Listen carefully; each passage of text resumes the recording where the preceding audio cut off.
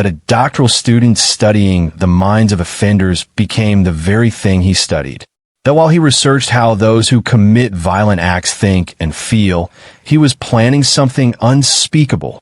On November 13th, 2022, four bright young lives were extinguished in a quiet college town that hadn't seen a homicide in 7 years.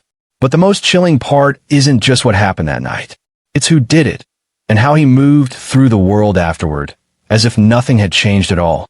Before we dive into this case, if you're drawn to stories that explore the darkest corners of human nature, stories told with respect for the victims and dedication to the truth, then you're in the right place.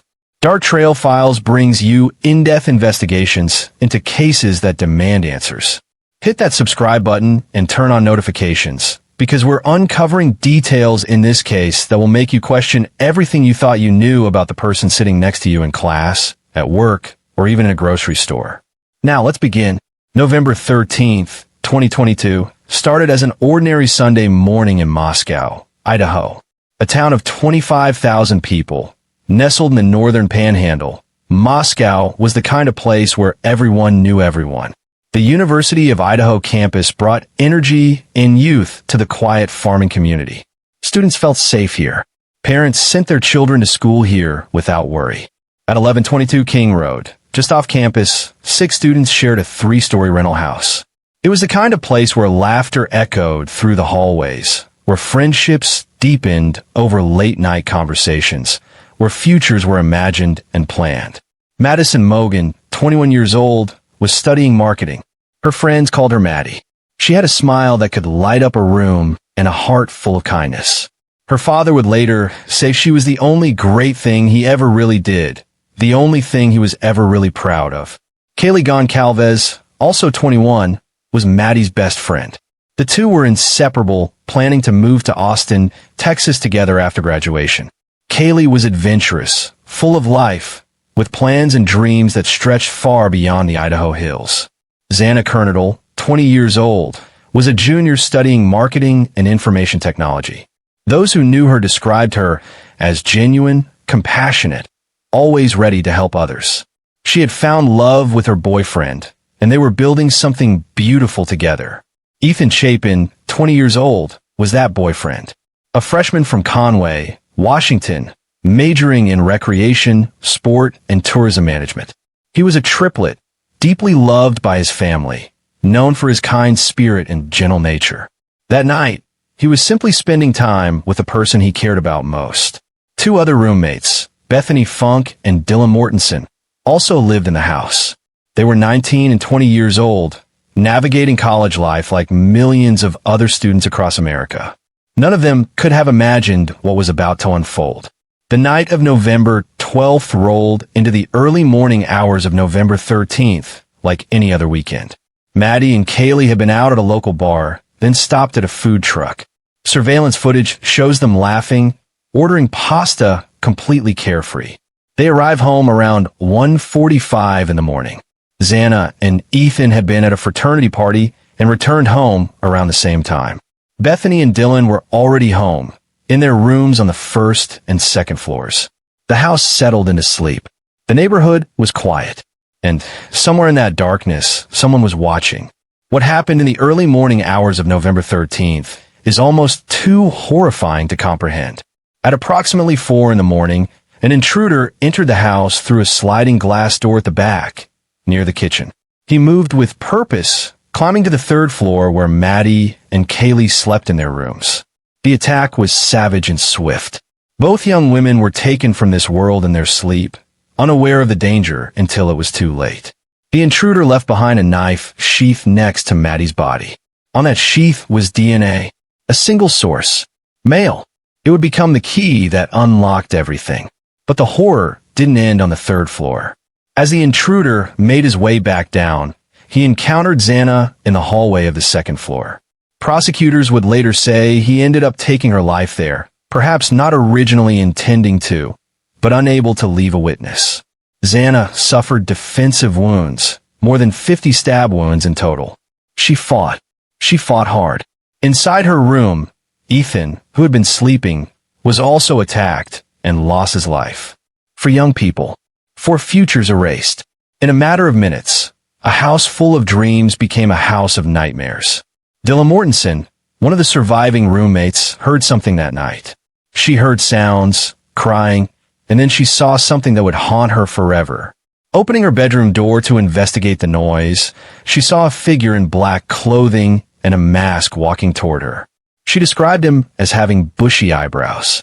The figure walked right past her, toward the sliding glass door, and left.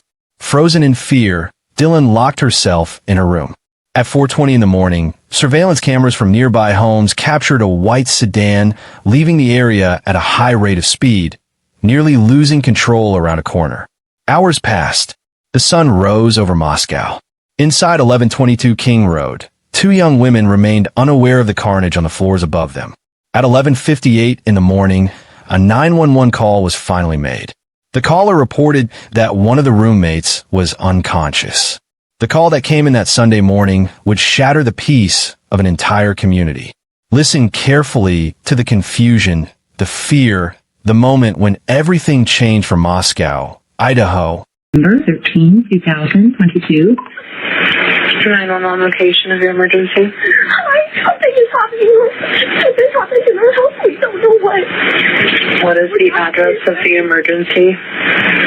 1122.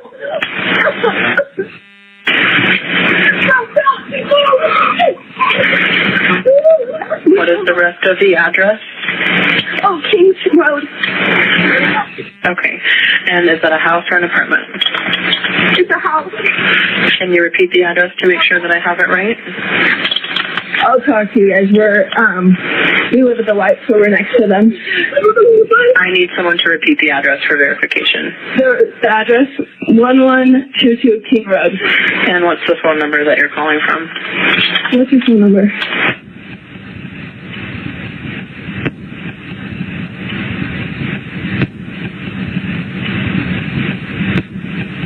And tell me exactly what's going on. One of the roommates has passed out, and she was drunk last night, and she's not waking up. Okay. Oh, and they saw some man in their house last night. Yeah. And are you with the patient? Okay, I need someone to keep the phone, stop passing it around. Can I just tell you what happened pretty much? What is going on currently? Is someone passed out right now? I don't really know, but pretty much at 4 a.m. Okay, I need to know what's going on right now if someone is passed out. Can you find that out? Yeah, I'll come. Come on, but we gotta go check. But we have to.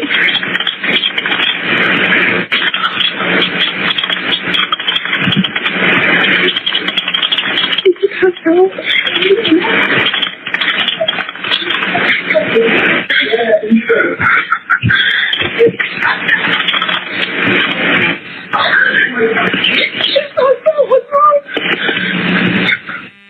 She's not waking up. Okay, one moment. I'm getting help started that way. Okay, me too. What's wrong?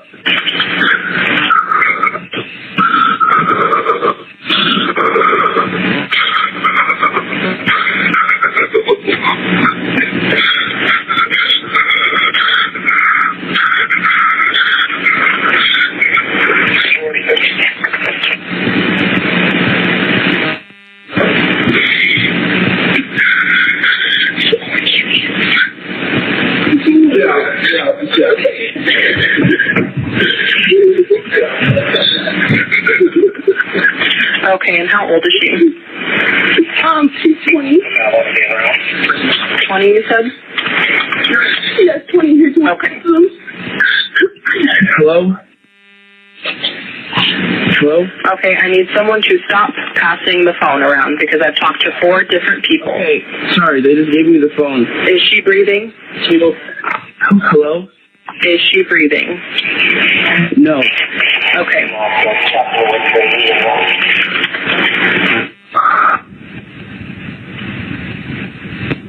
Please, talk to them, okay? I can't talk to them. I need you to talk to them. Hello. Okay. I've already sent the ambulance and law enforcement. Stay on the line. If there is a defibrillator available, send someone to get it now and tell me when you have it. Say that again? There's a police here right now. Okay. If there's a defibrillator available, send someone to get it now and tell me when you have it. We don't have it. Do you have a defibrillator? Yes, we have one. Are you talking to the officer? Yes. Okay, I'm going to let you go since he's there with you and can help you. Okay, thank you. Bye. Okay. 11:59 a.m. When police arrived, they discovered a scene of unimaginable violence. 4 young lives had been stolen. 2 roommates had survived, but their lives would never be the same. And somewhere out there, a person who had done this was walking free. The Moscow Police Department hadn't investigated a homicide in 7 years. Suddenly, they were faced with a quadruple incident that would draw national attention and intense scrutiny.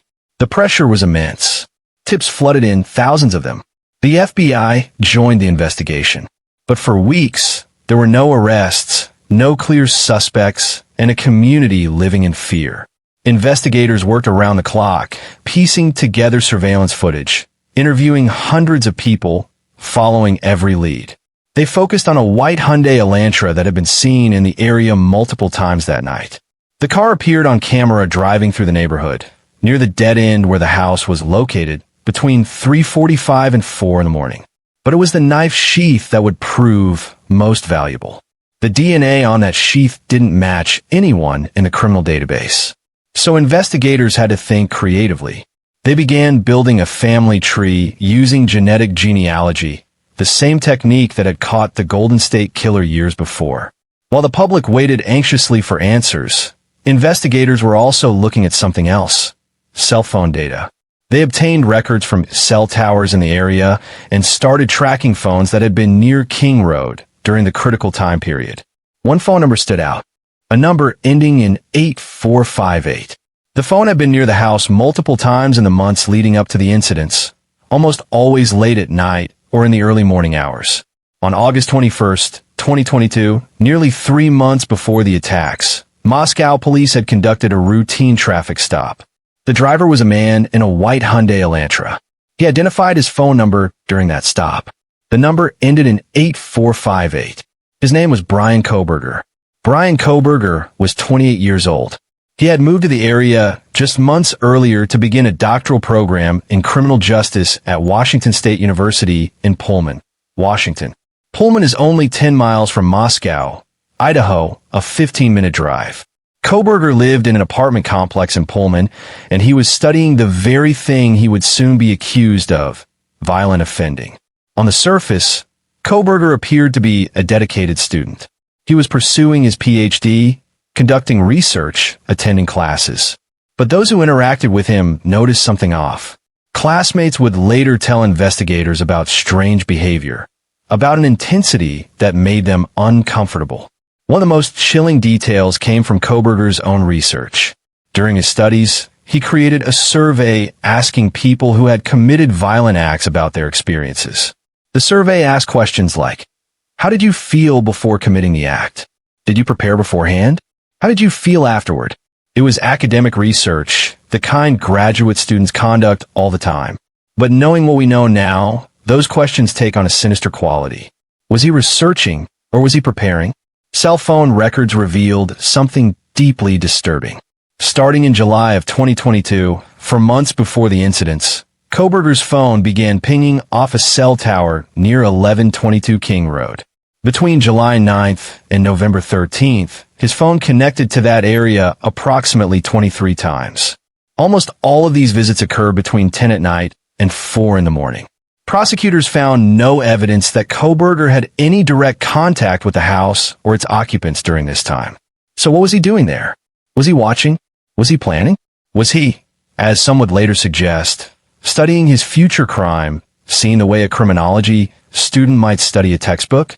There's something uniquely terrifying about someone who understands the science behind what they're about to do. Kohberger had studied crime scene processing. He knew about DNA evidence. He knew about cell phone tracking. He knew about surveillance cameras. And yet, he still left traces. The knife sheath, the car on camera, the cell phone pings. Perhaps it was arrogance. Perhaps it was the same impulse that made him return to the scene the next morning. Yes, you heard that right. On November 13th, at approximately 9 in the morning, just hours after 4 people had lost their lives, Kohberger's phone pinged again near King Road. His phone records show he left his apartment around 9 and traveled to Moscow.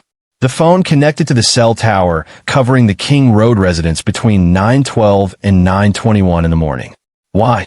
Investigators believe he returned to see the aftermath, to see what he had done, to perhaps relive it or study how law enforcement responded. This behavior, returning to the scene, is something criminologists have documented in certain offenders. It's part of a pattern. But for Kohberger, a man who studied these patterns, was this an academic observation or a compulsion he couldn't control? As December arrived, investigators were closing in. They had the DNA from the knife sheath, but they needed a direct match to Kohberger. So they waited, and they watched. Bryan Kohberger had traveled to his parent home in Pennsylvania for the holidays after finishing his first semester. He had no idea that law enforcement was following his every move. On the night of December 27th, investigators conducted what's called a trash pull. They waited until trash was set out on the street for collection at Kohberger's parents' home, then collected it before the garbage truck arrived. Inside that trash, they found what they were looking for, a Q-tip. The DNA on that Q-tip was tested and compared to the DNA from the knife sheath. It was a familial match, meaning it came from the father of the person whose DNA was on the sheath. The net had closed. Just days before his arrest, Bryan Kohberger and his father were pulled over during their cross-country drive. Watch this body cam footage and see if you can spot anything unusual in Kohberger's demeanor, knowing what he had allegedly done just weeks before. I am Officer Loangus. Stops being audio and video recorded. I think you know why I stopped you. You ran the red light. What actually happened was I was stuck in the middle of the intersection. Yeah, so I was behind you the whole time. Yeah. So technically you're not supposed to enter the intersection at all for that reason, because if the light turns red, then you're stuck in the intersection, and then you run the red light. So that's the reason I stopped you. Do you have your license on you? Yep. You just get this for you out. You what? I'm just going to get this out for you. Okay. Would you explain that to me a little bit further? So in Pennsylvania, when you're stuck like in the intersection, you have to make the left. So what would the appropriate thing for me to have done? You're not supposed to block an intersection like that in Washington, so just by you blocking the intersection, that's technically a ticketable violation, and then then you're running a red light, so it's another ticketable offense. So you're not supposed to proceed into the intersection until you can go, because a lot of people do what you just did, right? Is like you're sitting in the intersection waiting, and then turns, then you're blocking, so. Yeah, there was a little bit of confusion with speeding, because someone had stopped. I wasn't sure what they were doing, and then they put on their light to turn. Mm-hmm. So I thought that maybe they were letting me go through. Oh. Did you see that? No. Mm-mm. Yeah, like right before I made the turn, there was someone who made a right. And they didn't have their signal on, so I wasn't sure if they were just waiting. Mm-hmm. Yeah, so I would just advise just don't enter the intersection until you can go, so you don't get stuck. Let's see. But in that situation, the best thing to do then would be back up. And not. I don't know if there's a best thing to do in that situation, because you're either going to back up into somebody, or you're going to run a red light. So, or you'll be sitting in an intersection. There's not really a great option there. Yeah, I was just sliding into the crosswalk, so where I'm from Pennsylvania, we actually don't have like crosswalks. Oh, so even if you're kind of slightly, there's a little bit more leeway as well. Like there are a few lines. Like there's one white line and there's another one. Like there's like a certain margin from which you can actually kind of put your vehicle, place your vehicle. Yeah. So I know laws vary state to state, but there is a law in Washington for blocking an intersection like that, proceeding through, and you don't, when you're just stalling. I forget the actual verbiage, I can find it for you, but it's like stalling, blocking an intersection. Yeah, I'm just curious about the law. I don't mean to. Oh, no, I can find it for you. Yeah. One second. That looks good on a Hyundai. I don't see Pennsylvania registration like at all. Okay, let's see. Okay. So I'm not writing a ticket or anything like that today. I understand you're from Pennsylvania, but in the future, don't proceed through the intersection. You can't get stopped for that alone unless you can clearly just clear it right away. Okay. So then basically, I understand. You're just supposed to wait behind the white line. Drivers do it all the time, but it never even occurred to me that was actually something wrong. But well, except for the fact that I was blocking the crosswalk, which is I went through. And states vary a lot from laws. Like Pennsylvania might not even have that law, but in Washington we do.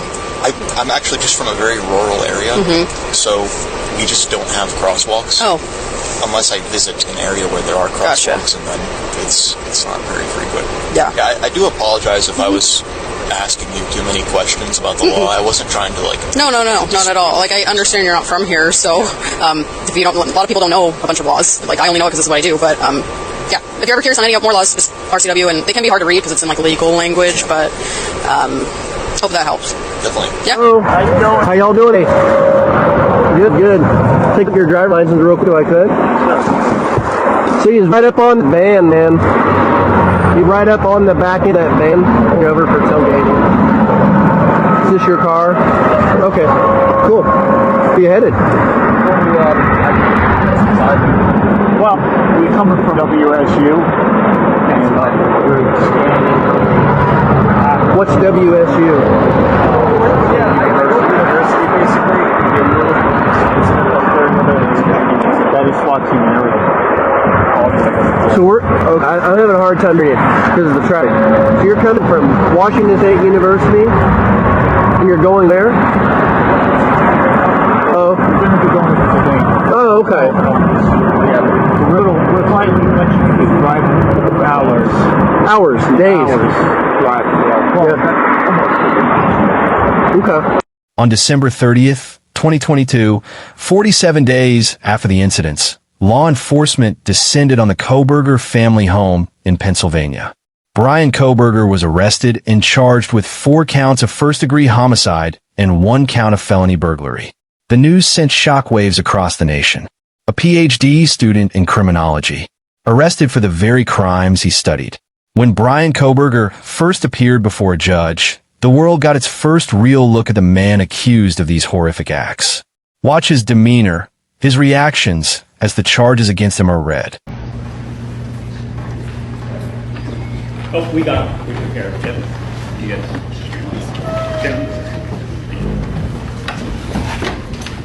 $50,000 fine or both.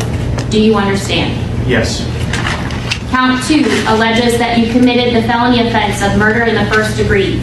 It alleges that the defendant, Bryan C. Kohberger, on or about November 13th, 2022, in Latah County, state of Idaho, did willfully, unlawfully, deliberately, with premeditation, and with malice aforethought, kill and murder Madison Mogen, a human being, by stabbing Madison Mogen, from which she died, in violation of Idaho Code 18-4001, 4002, 4003, and 4004. The maximum penalty for this offense, if you were to plead guilty or be found guilty, is death or imprisonment for life.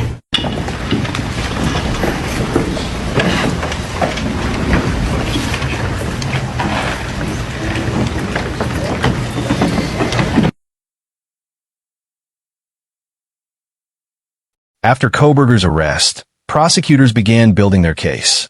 The evidence was extensive. The DNA on the knife sheath was a direct match to Kohberger's DNA taken after his arrest. The knife itself has never been recovered, but prosecutors revealed that Kohberger had purchased a K-bar knife on Amazon in March of 2022 using a gift card. A K-bar is a combat knife designed for military use. Investigators also discovered that Kohberger had attempted to delete his Amazon purchase history. The cell phone data painted a damning picture. 23 visits to the area of the house in the 4 months before the incidents. The phone going dark, turned off from 2:47 in the morning until 4:48 in the morning on November 13th, exactly during the window when the attacks occurred. Then the phone pinging south of Moscow on State Route 95, then circling back through Genesee, Idaho, Uniontown, Idaho, and back to Pullman by 5:30 in the morning. Surveillance footage corroborated everything. Kohberger's white Hyundai Elantra was captured on multiple cameras that night, driving through Moscow, approaching the neighborhood where the house was located, and then speeding away at 4:20 in the morning. After the attacks, Kohberger apparently took back roads to return to Pullman, avoiding the main highway where more cameras might have captured him. One classmate at Washington State University told investigators about injuries he noticed on Kohberger's face and hands in October and November of 2022. Large scratches on his face, like from fingernails. Wounds on his knuckles on 2 separate occasions. When a classmate asked what happened, Kohberger said he'd been in a car accident. But were those scratches defensive wounds from someone who fought back? Then there was the car itself. When investigators processed Kohberger's Hyundai Elantra, they found it had been thoroughly cleaned. Prosecutors would later say it was essentially disassembled inside, cleaned so meticulously that almost no evidence remained. For someone who studied crime scene processing, this makes perfect sense. He knew what investigators would look for. He tried to eliminate it all. Here's what haunts everyone who follows this case. Why were 2 roommates spared? Dylan Mortensen saw the intruder face to face. She saw the mask, the bushy eyebrows. He walked right past her. Bethany Funk was on the first floor, closest to the entry point. Yet both survived. Why? In this rare footage, investigators speak with Bethany Funk in the aftermath. Listen to her words, her confusion, her trauma. This is the reality for those who survive unspeakable events. She just knocked on my door right during the last. I had my feelings and Okay. Then what happened after that? I just went to bed, and then I woke up, but I was like half asleep, and I thought I saw like a firework or something, like it just sparkled like under my door, and then I thought I heard like something kind of fall, and then Murphy barked, but I thought people were just making like food, like, and Ethan was here or something and knocked something over because he's usually loud in the kitchen upstairs. Okay. So what do you mean by you heard a firework? It sounded like a little firework, and then there was like a spark. I went by my like. So I'm on the bottom floor. Okay. So it kind of looked like it came down there, but I don't know.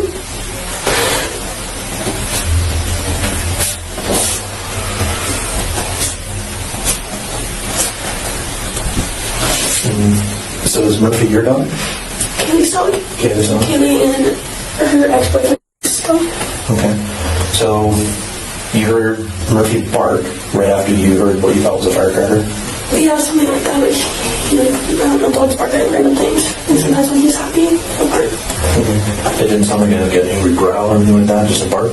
I don't really know. I was like half asleep. Okay. It just sounded like bark. So, hear the firework, and I see a spark underneath the door. Murphy barks. What did you hear after that? Pretty much nothing. That's it. Okay.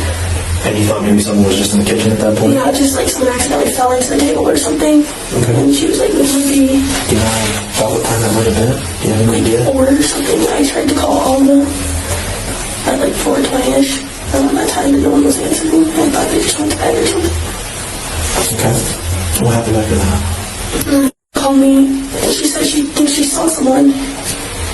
And I didn't know like really what to think of it, because sometimes we think we hear things a lot in the house, but it's usually just Ethan walking around. But she came, I told her to come in my room, and she could sleep with me, and we could lock the door and just stay in there just in case if there was anything, and that's all I know. And then I fell back asleep. You didn't hear anything else? Okay. No one else talking? Okay. Did you get to your room then? Okay. What time do you think she got in your room? Like 4:20, 4:30. Okay, about the same time. Yeah. Where's her room located to yours? I'm the only one on the bottom floor, right by the front door. Okay. And then you go up the stairs, and Xana's room, and his room, the kitchen, and then upstairs is Madden King's. Okay. And where's the room? Right by the kitchen. Right by the kitchen? Okay. And did she say anything to you when she got into the room? She said she thought she saw me, but I didn't know what to think of it. I was like still half asleep, and I was like, I didn't know what to, I don't know. It didn't sound like I didn't hear screams, I didn't hear anything, so I didn't really know. Okay. Okay. But obviously she didn't say anything more than she just saw someone. Yeah, that's all I remember. Some theorize that Kohberger was exhausted after the attacks on the 3rd floor and then encountering Xana and Ethan on the 2nd floor. Others suggest he felt he'd been in the house too long, that he needed to leave before being discovered. The most chilling theory is that he simply didn't see them as part of his plan. Did he have specific targets? And if so, why Maddie, Kaylee, Xana, and Ethan? Investigators have stated they don't know which victim was the primary target, or if there even was one. They look for connections between Kohberger and the victims. They checked social media, employment records, class schedules, everything. They found no link. No evidence that Kohberger had ever interacted with any of the 4 victims. One early report suggested he may have sent messages to one of the women on social media, but this was never confirmed by prosecutors. So if they were strangers, how did he choose them? Was it the house? Was it simply opportunity? Or was there something we still don't understand about his motivations? Kohberger pleaded not guilty and waived his right to a speedy trial. His defense team filed motion after motion, seeking to suppress evidence, remove the possibility of the death penalty, and change the venue of the trial. The case was moved from Lada County to Boise, Idaho, in Ada County, due to concerns about pretrial publicity and whether Kohberger could receive a fair trial in the community where the crimes occurred. Throughout 2023 and 2024, the case moved slowly through the court system. A gag order prevented attorneys and law enforcement from speaking publicly about details. Families of the victims grew frustrated, desperate for answers, desperate for justice. The University of Idaho made the controversial decision to demolish the house on King Road, which angered some family members who worried about potential evidence being lost. The trial was repeatedly delayed, first scheduled for October 2023, then June 2025, then August 2025. Each delay meant more waiting, more pain for the families. Then, in late June of 2025, something unexpected happened. Families of the victims received a letter from the prosecutor's office. A plea deal was being offered. Bryan Kohberger could plead guilty to all charges in exchange for life in prison without the possibility of parole. The death penalty would be taken off the table. The families were divided. Some saw it as a way to finally have closure, to avoid years of appeals and uncertainty. Others, particularly the Goncalves family, were furious. They wanted Kohberger to face the death penalty. They felt betrayed by the prosecutors. As rumors of a plea deal swirled, Kohberger appeared in court for what many thought would be just another procedural hearing. But something different was about to happen.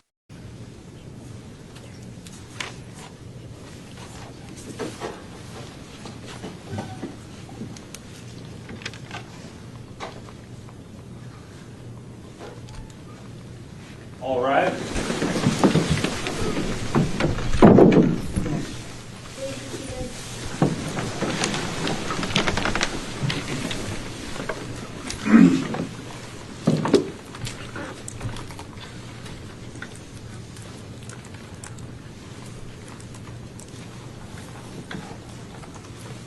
All right, good morning. We are on the record. 29222805. This is State of Idaho versus Bryan Kohberger. Mr. Kohberger is in custody. He is appearing here in court with his attorneys, Ms. Taylor, Mr. Logsdon, Mr. Thompson, Ms. Jennings appearing on behalf of the state. This is the time set in the matter for the preliminary hearing status conference. So I am going to inquire of counsel. Ms. Taylor, what's the status at this time? Thank you, Your Honor. We are going to ask the court to set preliminary hearing out into June. We would request the 3rd or 4th week of June and probably 4 or 5 days for preliminary hearing. Mr. Kohberger understands his right to a timely preliminary hearing, and he's willing to waive the timeliness to allow us time to obtain discovery in this case and be prepared. And Mr. Thompson, are you in agreement with that? The state has no objection to that, Your Honor. Ms. Taylor reached out to us by email yesterday with her proposal. On reflection, the state's calendar would be better in the month of July, but we will make the end of June work if that's the court's preference. And I haven't had a chance to talk to Ms. Taylor about that. I'm sorry, I know that's last minute. That's okay. The court's calendar is going to be better towards the end of June, early July. So would that work, Ms. Taylor, for your scheduling on your other matters? Your Honor, yes. If we take that 4th week in June, that's actually best. Okay.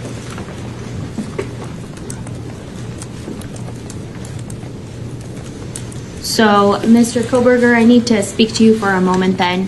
Sir, you do understand, and Ms. Taylor has represented here, that she's advised you of your right to have, or fully discussed with you, the right that you have, which is to have your preliminary hearing within 14 days of the date that you initially appeared before this court. As you recall, when I advised you of your rights, that hearing is a probable cause hearing where the state has to establish that more likely than not, These felony offenses were committed, and you are the one that committed the felony offenses. If you waive your right to a speedy preliminary hearing, it does not mean that you're giving up your right to have a preliminary hearing. It simply means that you would not be able to come back and challenge that the state did not present probable cause within 14 days. Do you understand? Yes. Have you had enough time to speak with Ms. Taylor about your decision to waive your right to a speedy preliminary hearing? Yes. Do you need any additional time to do so? No. Then I will ask at this time, as to the 5 counts, felony counts that were charged in the criminal complaint that was filed on December 29th of 2022, are you waiving your right to a speedy preliminary hearing and agreeing that that hearing can be held outside the 14-day period? Yes. And Ms. Taylor, do you concur with his waiver? I do, Your Honor. Thank you. I will find your waiver of speedy preliminary hearing is knowing, intelligently, voluntarily entered here in open court with the assistance of counsel. We will go ahead and set the matter for preliminary hearing.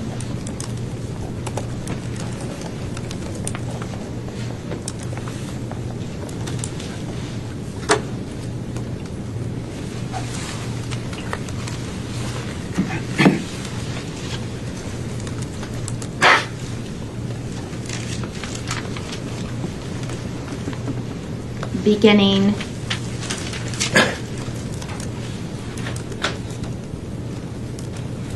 Monday, June 26th at 9:00 a.m. And I will go ahead and reserve the week, so June 26th to June 30th, in the event that we need all 5 days for presentation of evidence. And just so council knows, it will begin at 9 a.m. each of those days. Is there anything further to address at this time in the case, Mr. Thompson? Not from the state's perspective, Your Honor, no. All right. Or Ms. Taylor? No, Your Honor. Thank you. Okay. Mr. Kohberger, then you will be remanded into custody on your same no bail at this point in time, pending further proceedings. Again, we'll send notice out to council, and we will be in recess for this morning. Thank you, Your Honor. Thank you.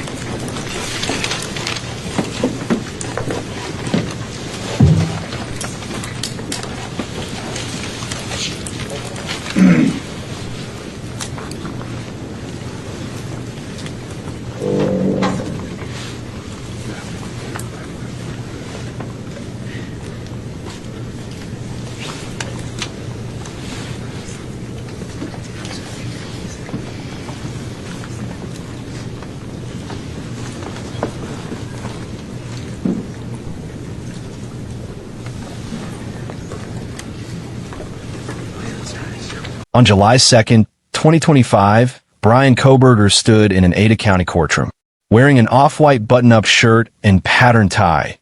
He looked like any other graduate student. But when the proceedings began, the world learned he was about to admit to something monstrous. Prosecutor Bill Thompson stood and methodically laid out the evidence the state would have presented at trial. He described the cell phone pings, the surveillance footage, the DNA evidence, the timeline of events. He explained how Kohberger entered through the sliding glass door, went to the 3rd floor, came back down, encountered Xana, and then left in such a hurry that his car was seen speeding away, nearly losing control. Then came the moment everyone was waiting for. The judge asked Kohberger how he pleaded to each charge. 4 counts of first-degree homicide, 1 count of felony burglary. To each count, in a calm, measured voice, Kohberger said one word: guilty. The courtroom was silent except for the sound of crying from the victims' families. Kohberger showed no emotion. He had studied offenders who commit violent acts. He had researched their thoughts and feelings. And now he had become the subject of his own study. But he offered no explanation, no motive, no remorse. Just a single word repeated 5 times: guilty. Bethany Funk, one of the surviving roommates, was too overcome to read her statement herself. Her friend Emily Allen stood before the court to speak for her. These words carry the weight of survivors' guilt, trauma, and a life forever altered. Thank you, Your Honor. I'll be speaking on behalf of Bethany, and so, yeah, here it reads. My name is Bethany Funk, and I was roommates with Maddie, Kaylee, Xana, and Ethan. I not only lost some of my best friends, but I also lost a sister. Never in a million years would I have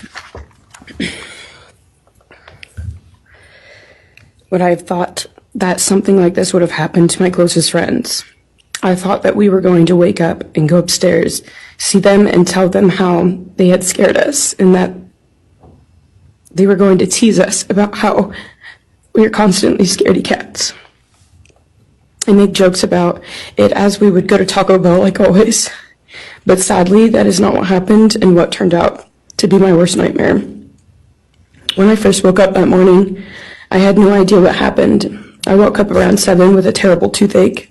So I called my dad, who is a dentist, and he asked what I should do. He told me to take Advil, so I did, and I went back to sleep. I was still out of it and still didn't know what happened. If I had known, I of course would have called 911 right away. I still carry so much regret and guilt for not knowing what had happened and not calling right away, even though I understand it wouldn't have changed anything, not even if the paramedics had been right outside the door.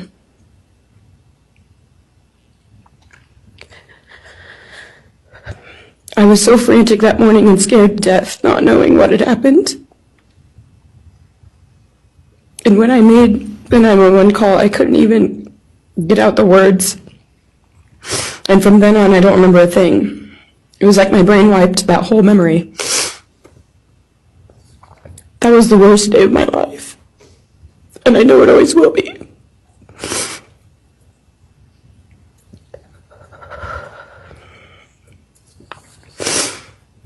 While I was still in shock, trying to process the fact that my friends were truly gone, I had been attacked by the public.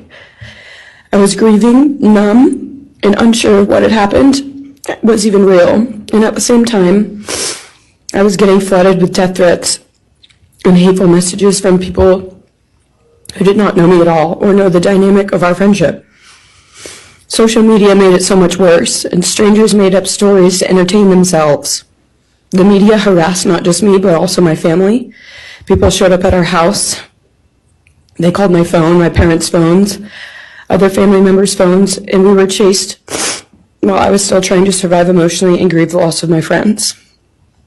I hated and still hate that they are gone, but for some reason, I am still here and I got to live. I still think about this every day. Why me? Why did I get to live and not them? For the longest time, I could not even look at their families without feeling sick with guilt. I did not know what to say or what to do. I was terrified that my presence just made their pain worse. And I was still here when their kid, their siblings and their friends, their loved ones should have been here instead. After everything happened, I was afraid to go into my own backyard or alone in my house. I was scared that the person who did this would come for me next. I was always scared that the media would try to catch me at any moment of any day, even when I was just walking around my house. I made my parents close all the blinds during the day so no one could see me even in the slightest chance. I barely left the house, and when I did, I made sure I was never alone. I slept in my parents' room for almost a year. I made them double lock every door, set an alarm, and still check everywhere in the room just in case someone was hiding. And I still check my room every night before, and I double lock it. I have not slept through a single night since this happened. I constantly wake up in panics, terrified. Someone is breaking in, or someone is here to hurt me, or I'm about to lose someone else that I love. The fear never really leaves. For a long time, I could barely get out of bed. But one day I realized I have to live for them. They did not get the chance to keep living, but I do, and I will not take that for granted. So now every day I remind myself to live for them, and everything I do it with them in mind. I am still scared to go out in public, but I force myself to do things because I know that they would want me to keep living my life to the fullest. I am beyond blessed to still be here, and I refuse to take that for granted when they did not get a chance. Our house was not just a house, it was a home. It was where we laughed till we couldn't breathe, make meals, did crafts, binge watch reality shows, played games, and spent lazy days on the couch. It was movie nights, wine nights, morning debriefs, pranks, hot chocolate, cookies, and warmth. I will cherish those memories forever, and I will not let what happened erase how special our home was or how much those memories meant to me. On July 23rd, 2025, Bryan Kohberger returned to court for sentencing. This was the moment when those whose lives he had destroyed would finally be able to speak directly to him, to tell him what he had taken, what he had done. Bethany's statement, read by her friend, was heartbreaking. She described how she and Dylan had been frightened that night, how Dylan had come to her room after seeing someone in the hallway, how they convinced themselves they were overreacting. She wrote about checking her room every night now, making sure no one is hiding, about struggling to sleep, about living with the knowledge that her closest friends are taken while she was just floors away. For the first time since that terrible night, Dylan Mortensen spoke publicly. The young woman who saw the intruder face to face, who has lived with unimaginable guilt and trauma, finally found her voice. This is one of the most powerful moments from the sentencing. Next is Dylan Mortensen. We're asking for some accommodations for Miss Mortensen and that she be allowed to sit in my seat. Sure.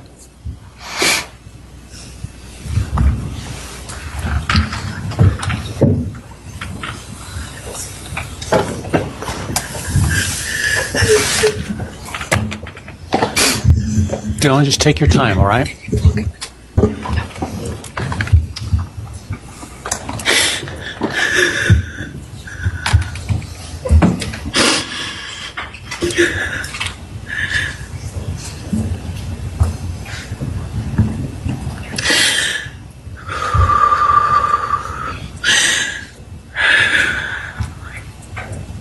Sorry.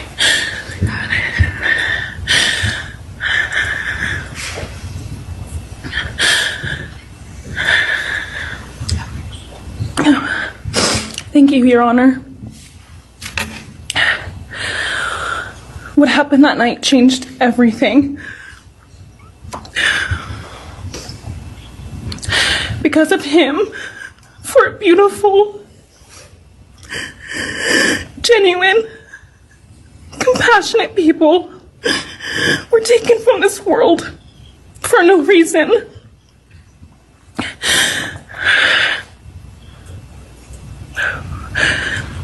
He didn't just take their lives. He took the light they carried it into every room. He took away how they made everyone feel safe, loved, and full of joy. He took away the ability for me to tell them that I love them and that I'm so proud of them. He took away who they were becoming and the futures they were going to have. He took away birthdays, graduations, celebrations, and all the memories that we were supposed to make. All of it is gone. And all the people who loved them are just left to carry that weight forever. He didn't just take them from the world. He took them from me, my friends, my people who felt like my home, the people I looked up to and adored more than anyone. He took away my ability to trust the world around me. What he did shattered me in places I didn't know could break. I was barely 19 when he did this. We had just celebrated my birthday at the end of September. I should have been figuring out who I was. I should have been having the college experience and starting to establish my future. Instead, I was forced to learn how to survive the unimaginable. I couldn't be alone. I had to sleep in my mom's bed because I was too terrified to close my eyes. Terrified that if I blinked, someone might be there. I made escape plans everywhere I went. If something happens, how do I get out? What can I use to defend myself? Who can help? And then there are the panic attacks. The kind that slam into me like a tsunami out of nowhere. I can't breathe. I can't think. I can't stop shaking.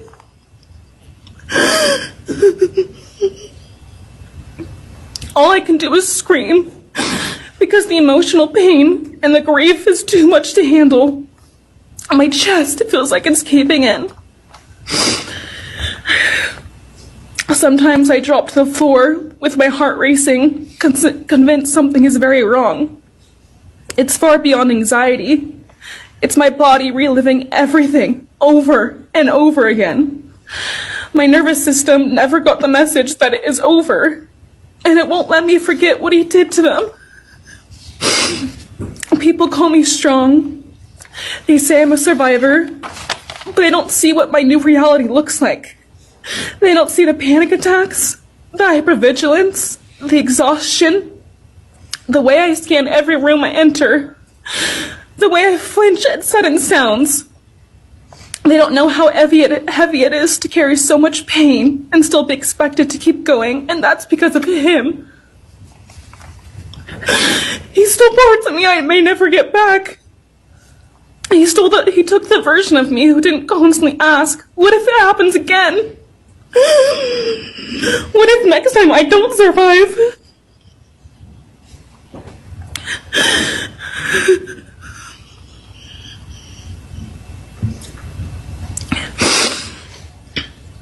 He may have shattered parts of me, but I'm still putting myself back together. Piece by piece, I'm learning how to live in this new version of life. It is not easy. It hurts, but I'm still trying. Still trying, and I'm not trying just for me. I'm trying for them, my friends. About a year ago, I had a dream about them. I got to say goodbye. I told them I won't be able to see you again, so I need to tell you goodbye. They all kept asking why, and all I could say was, I can't tell you, but I have to.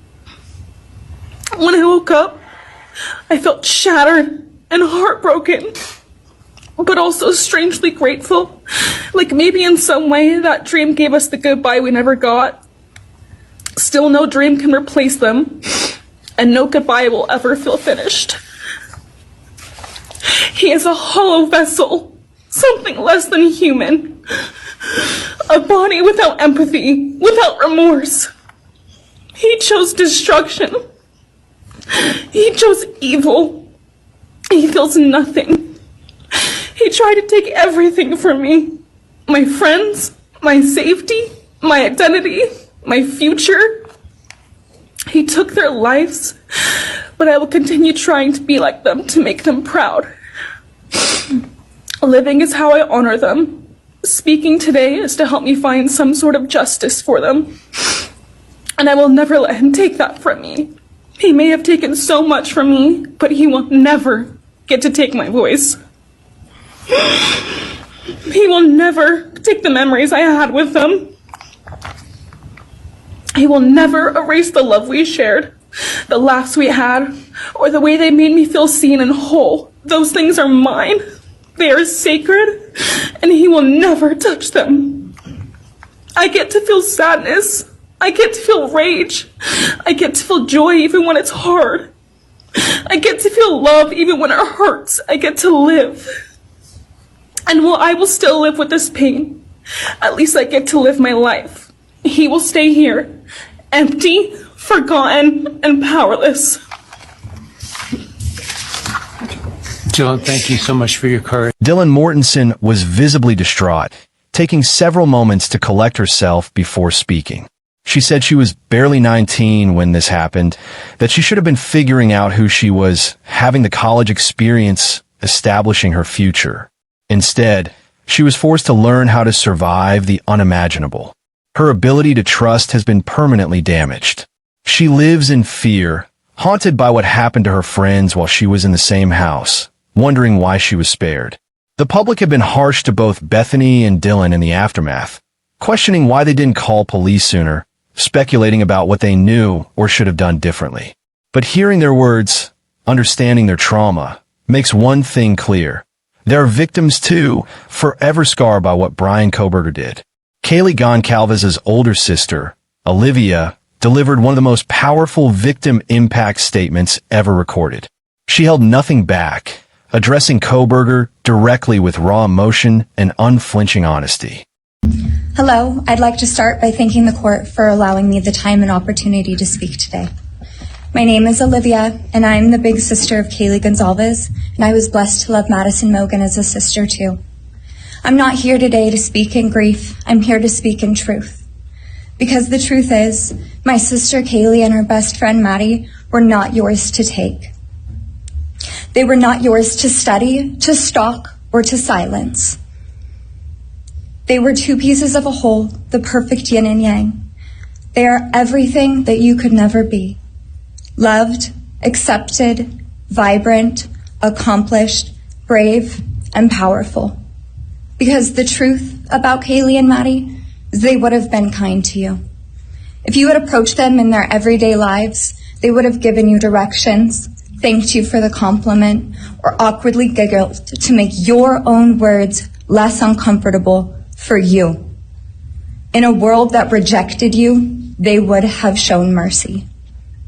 Because the truth is, I'm angry. Every day I'm angry. I'm left shouting at the inside of my own head everything I wish I could say to you. The truth about me is when I heard the news, I didn't cry. I listened for them. I promised them I would, that I would fight for them, that I would show up no matter what it cost me. I swore I'd never let them feel alone. Because you see, I've always been their heavyweight. I've always been the one to fight the battles they didn't feel ready to fight themselves. All it ever took was a call, and they knew I would handle it for them, no matter the time, no matter the cost. They could wave their white flag because they knew I would never back down, not for them. And not even death could change that. Somewhere along the line, I started to think about what I would say to them if I was given just one last chance. If I could gather enough heartbreak or love or sacrifice or whatever it took to get just one message across. What would I say? Throughout this entire process, I've written my feelings down at every moment. My wishes, my love, my denial, my anger. And as one final act of love, I'd planned to read these thoughts, even jarring and discombobulating and not even making sense. Because for me, that was true love. As bare and as naked as it could be, not laced in pretty words or dressed for the occasion, but written through bleary eyes at 2 a.m. with clenched fists, angry at this reality. My true final act of love was to continue on without them, for them. That dream to read aloud my love to them, to bring meaning through pain, was the latest blow in realizing you don't deserve it. And Kaylee and Maddie don't need it. Kaylee and Maddie have always known my love, and they would never ask me to prove it by further victimizing myself to a defendant who has shown no guilt, no remorse, no apprehension. They would say to me, why would you give the satisfaction of showing vulnerability now? You promised you would never back down. And for that clarity, I'm thankful. I won't stand here and give you what you want. I won't offer you tears. I won't offer you trembling. Disappointments like you thrive on pain, on fear, and on the illusion of power. And I won't feed your beast. Instead, I will call you what you are. Sociopath, psychopath, murderer. I will ask the questions that reverberate violently in my own head, so loudly that I can't think straight most any day. Some of these might be familiar, so sit up straight when I talk to you. How was your life right before you murdered my sisters? Did you prepare for the crime before leaving your apartment? Please detail what you were thinking and feeling at this time. Why did you choose my sisters? Before making your move, did you approach my sisters? Detail what you were thinking and feeling. Before leaving their home, is there anything else you did? How does it feel to know the only thing you failed more miserably at than being a murderer is trying to be a rapper? Did you recently start shaving or manually pulling out your eyebrows? Why November 13th? Did you truly think your Amazon purchase was untraceable because you used a gift card? How do you find it enjoyable to stargaze with such a severe case of visual snow? Where is the murder weapon? The clothes you wore that night? What did you bring into the house with you? What was the second weapon you used on Kaylee? What were Kaylee's last words? Please describe in detail the level of anxiety you must have felt when you heard the Bearcat pull up to your family home on December 30th, 2022. Which do you regret more? Returning to the crime. Olivia Goncalves turned the lectern to face Kohberger directly. She referenced his visual snow, his struggles, even his research survey, throwing his own questions back at him. She asked him how his life was right before he took her sister's life, whether he prepared for the crime before leaving his apartment. She called him a complete joke, told him the world was watching because of the victims, not because of him. She said nobody cares about him, that he's not worth the time or effort to be remembered, that he'll be nothing but two initials forgotten to the wind. Her words were a devastating repudiation of everything Kohberger might have imagined about himself. If he thought his crimes would make him infamous, would make him an important case study in the field he studied, Olivia made clear that he was wrong. He is nothing. He will be forgotten. The victims will be remembered. Madison Mogen's father, Ben, spoke about his only child, the one great thing he ever did in his life. His words are a reminder that behind every true crime case are real people, real families, real love that has been destroyed. Now it's Ben Mogen, Maddie Mogen's father.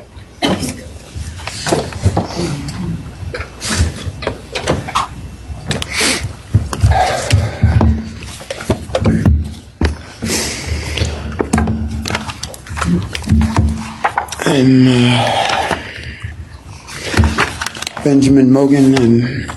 I'm Maddie's dad. And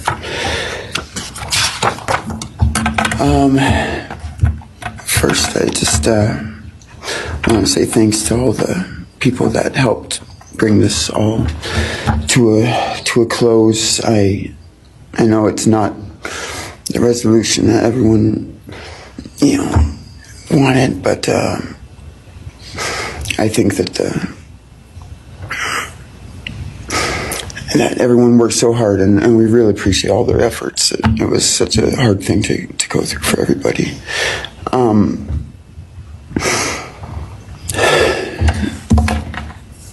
Maddie was my only child that I ever had. She's the only great thing I ever really did, and the only thing I was really ever proud of. And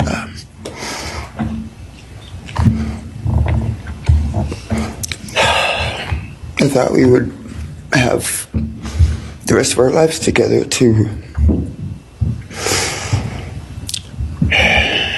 be together and to know each other, and I took for granted the times she was in college, and I thought, oh well, we'll have the rest of our lives to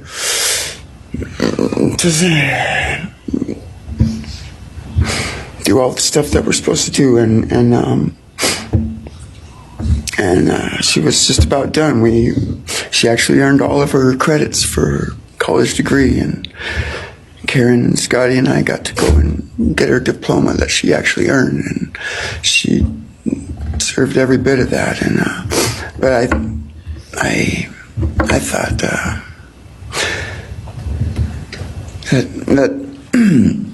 that was going to be just the beginning of a long life together, and and we never got that. Karen and Scotty did such a great job raising her after Karen and I split up, and I'm so thankful for Scotty and the role that he played in her life when I wasn't able to. But we got to spend a lot of great times together, Maddie and I. She was my favorite person to go to a concert with. We got to see some fun shows together, and I told her, if there's ever a show that you want to go to, let me know, and I'll get you tickets for you and your friend, or if we want to go together, we'll make it happen. And my favorite memory with her was when the Mac Miller show sold out here in Spokane, and everyone wanted tickets, no one could get them, and on the last day before the show, they did a radio thing, and I got 4 meet and greet tickets for Maddie and her friends, and me to go and see the show, and that was her favorite artist at the time, was Mac Miller, and he's gone now too, and my little cousin Zach drove us all there that night, and he's gone too, tragically, and anyway, the last thing that she ever wrote to me was this Father's Day card, and I'm so glad I still have it. I'm just going to read what she said. It says, "Happy Father's Day. I hope you have the best day. I can't wait till we can hang out again soon. I'll be in Coeur d'Alene 624 to 74. Hopefully we can find a time then. I love your birthday card that you sent me, by the way. Maybe we can see a concert sometime soon. I'd love to see the gorge when it's not so smoky out. I hope you're doing well. I'm proud of how far you've come. Thank you for always encouraging me to do my best. Love you lots and lots. Love, Maddie May." She did encourage me to not just to do my best, but to live on. I went through a lot of issues with addiction and with substance abuse, and when I wasn't wanting to live anymore, she was what would keep me from just not caring anymore, and knowing that she was out there and that she was just such a beautiful person kept me alive a lot of rough moments, and I'm so glad that she was able to meet Jake. He was the only one that I actually ever got to take her to the gorge. They went and saw Watershed together, and they had a heck of a time. I'm just glad she got to. That's a really special place for me, and she always wanted to work out there with me in the summer sometime. She never got to, but at least she got to see it once with Jake. He was such a great guy. He is such a great guy. And I really wanted to see what a future with them would have looked like. I'll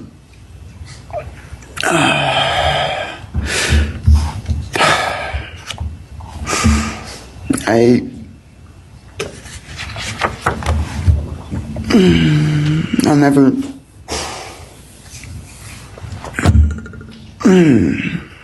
be able to replace her. I wrote a bunch of stuff. I just don't know what to say right now. I just miss her so much, and I just love her more than anything. And this shouldn't have happened. And a death sentence is one thing. When it's going to happen, and it's going to be all gentle and stuff. But life without parole, with a building full of people that all just want you to not be around anymore, and winking at every morning, not knowing if that's the day they're going to pull your card. I mean, it's not a very nice sentence either. So, I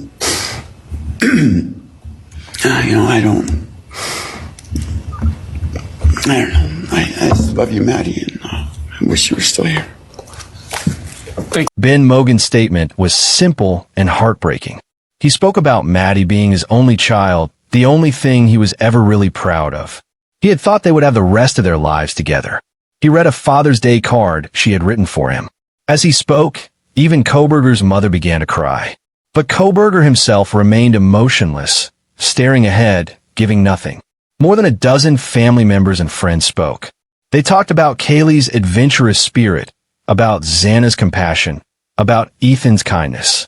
They described the holes left in their lives, the holidays that will never be the same, the futures that will never exist.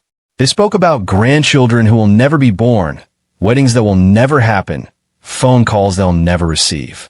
When it was Kohberger's turn to speak, to offer any explanation or show any remorse, he declined. He respectfully declined to speak. The judge, clearly moved by the family statements, called Kohberger a faceless coward. He said he was in great awe of the family members who had spoken. He criticized Kohberger for showing no remorse or regret. He said that even if he could legally force Kohberger to explain why he committed these acts, he wouldn't believe a word of it. This is the moment. After nearly 3 years of investigation, delays, and heartbreak, Bryan Kohberger receives his sentence. Watch as justice is delivered, though it can never truly balance the scales for what was taken. All right, does the defense have evidence to present today? No evidence. All right. Does the defense wish to make argument today? Runner, we do not wish to make arguments. Mr. Kohberger, along with his legal team, is prepared for the court to enter judgment. All right, Mr. Kohberger, you have an opportunity to make a statement if you wish to. I take it you are declining. I respectfully decline. Well.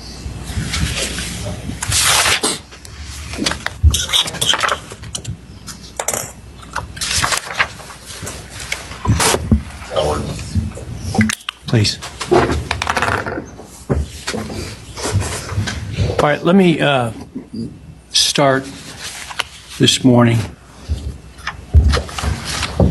by acknowledging and thanking those that have come here today in support of their loved ones, and I appreciate your courage and your strength.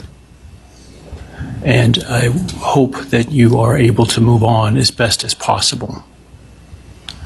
Thank counsel for the professionalism that they've exhibited throughout this case.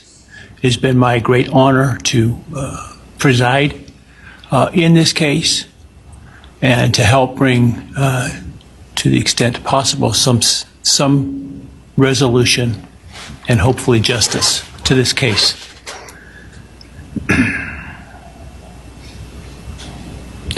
During the quiet morning hours of November 13, 2022, a faceless coward breached the tranquility of 6 beautiful young people and senselessly slaughtered them, 4 of them. Who committed this unspeakable evil was unknown for several weeks, but due to the killer's incompetence and outstanding police work by numerous local, state, and federal law enforcement agencies, the person that slithered through that sliding glass door at 1122 King Road now stands before the world and this court unmasked. This unfathomable and senseless act of evil has caused immeasurable pain and loss.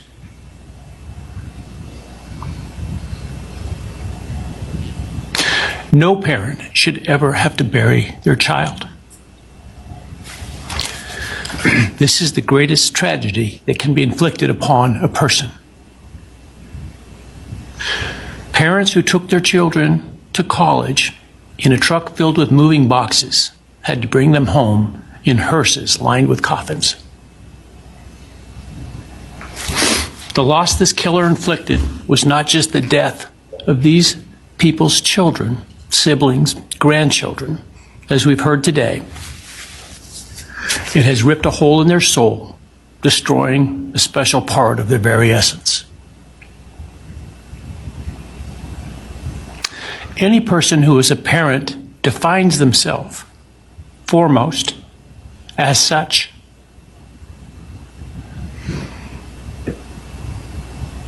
It is their existence and purpose of being.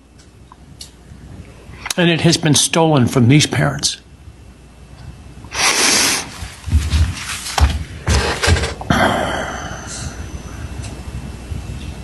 None of us have experienced the loss these victims have in the unspeakable way that they have. And therefore, none of us can, nor should we, question the way in which they have handled their loss. Whether that be in private mourning, removed as far as possible from this media circus, or in front of a camera demanding retribution with the loudest megaphone. I've listened intently to the stories and pain that have been shared today, with great awe at the courage and resilience of the surviving family members of those wonderful children. I've listened also to the surviving roommates, both in person and through their friends. And I can't think of how, frankly, courageous they have been despite the hell that they have faced by uncaring people who have come up with all kinds of crazy theories about two kids simply being kids. The parents, siblings, and other family members who have spoken today are designated as victims in our legal system. But going forward, I hope that they can shed that label, as it gives too much power to the evil that condemned them to that role.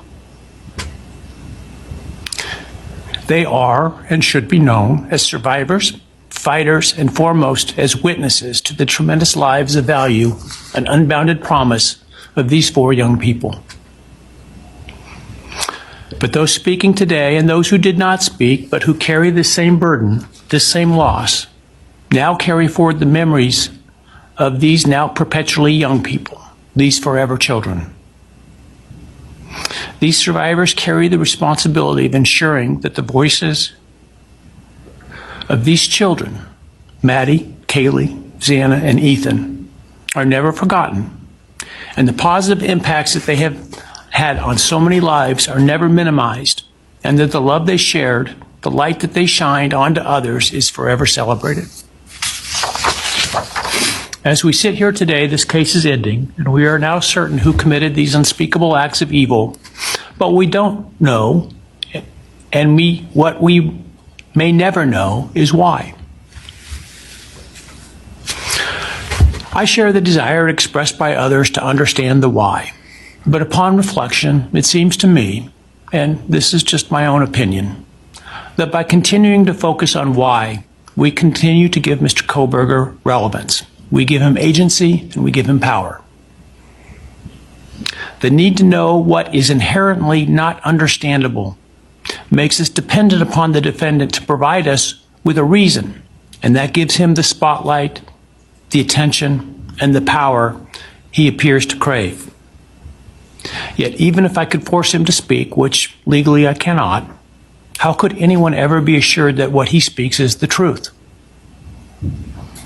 Do we really believe, after all of this, he's capable of speaking the truth or of giving up something of himself to help the very people whose lives he destroyed? Rather, I suspect the so-called reason would be dished out in enticing, self-serving, and aggrandizing untruthful bits, leaving people wanting more information, more insight, and thus enhancing even further the power he seeks to hold. Even if we could get truthful insight into his why, I suspect it would not in any way quench one's thirst for actually understanding why in the first instance. The judge sentenced Bryan Kohberger to 4 consecutive life sentences without the possibility of parole, 1 for each life he took. He also received 10 years for the burglary charge and was ordered to pay fines totaling $270,000. Kohberger will spend the rest of his life at the Idaho Maximum Security Institution, a facility that has been called one of the 15 worst prisons in America. But the sentencing, while providing some measure of justice, left enormous questions unanswered. Why did he do it? What was his motive? How did he choose these specific victims? Did he know them somehow, in a way investigators couldn't prove? Or were they truly random targets, simply in the wrong place at the wrong time? Kohberger studied the criminal mind. He researched violent offending. He asks questions about how those who commit such acts feel and think. But he's provided no answers about his own mind, his own feelings, his own motivations. He'll never tell us. The prosecutor acknowledged this during sentencing, noting that the law doesn't give them the power to require Kohberger to provide a detailed confession as part of the plea deal. So we're left with evidence, with facts, with a timeline, but without understanding. And perhaps that's the most frustrating part of all. We want to understand evil. We want to make sense. We want there to be a reason, even a terrible one. But sometimes there isn't. Sometimes evil is just evil, senseless, and incomprehensible.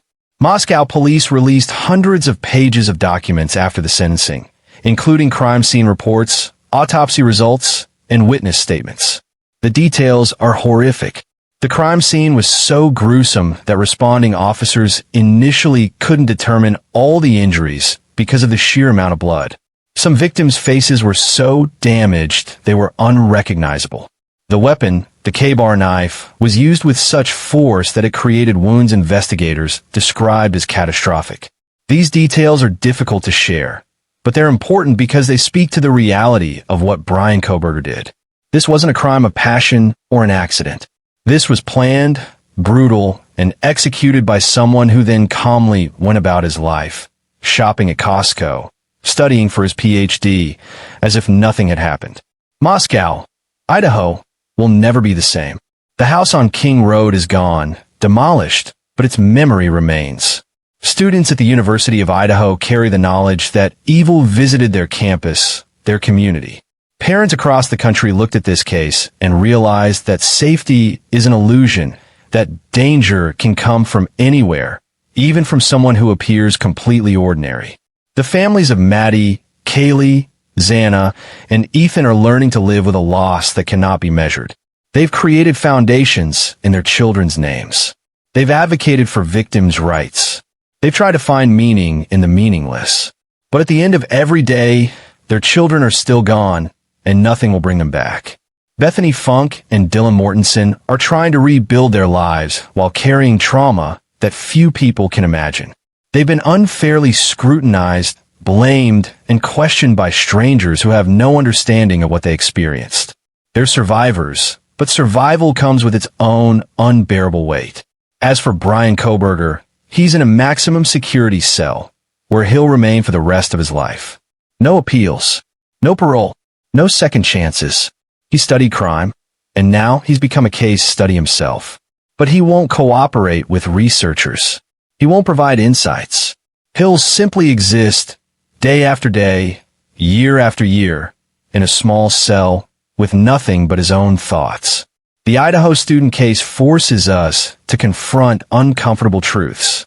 It shows us that intelligence doesn't equal morality, that someone can understand crime academically while still choosing to commit it, that education, opportunity, and potential are no guarantee against darkness. It also reminds us of the incredible fragility of life. For young people went to sleep in a place they considered home, surrounded by friends, and they never woke up. They had no warning, no chance to fight back in most cases, no opportunity to say goodbye to their families. In an instant, everything they were and everything they could have become was erased. This case teaches us that evil doesn't always look like what we expect. Bryan Kohberger wasn't a shadowy figure in an alley. He was a graduate student. He appeared normal, even boring. He studied in libraries and attended seminars. He could have been anyone. And that's what makes this case so terrifying. How do you protect yourself from someone who blends in so completely? How do you spot danger when it wears the mask of ordinary? The families of the victims have asked that we remember their children not for how they were taken, but for how they lived. Maddie's kindness, Kaylee's adventurous spirit, Xana's compassion, Ethan's gentle nature. These four people brought light into the world, and that light was stolen by someone who chose darkness. In the end, Bryan Kohberger's life will be defined by the worst thing he ever did. He'll be forgotten, as Olivia Goncalves promised. But Maddie, Kaylee, Xana, and Ethan will be remembered by those who love them, and their stories will endure long after Kohberger's name fades into obscurity. This has been the story of the Idaho student case. told with respect for the victims and dedication to the facts. It's a story that raises more questions than it answers, that leaves us unsettled and searching for meaning where there may be none. If this case affected you, if it made you think, if it reminded you to tell the people you love how much they matter, then maybe something good can come from this tragedy. Call your parents. Text your friends. Don't let the day end without expressing what's in your heart, because as we've learned, tomorrow is never guaranteed. For more deep dives into cases that matter, cases told with integrity and respect, subscribe to Dark Trail Files. We're committed to bringing you the truth, the whole story, even when it's difficult to tell. Hit that subscribe button, turn on your notifications, and join us as we continue to explore the darkest trails and search for light in the shadows. Thank you for watching, and remember, stay aware, stay safe, and never take a single moment for granted.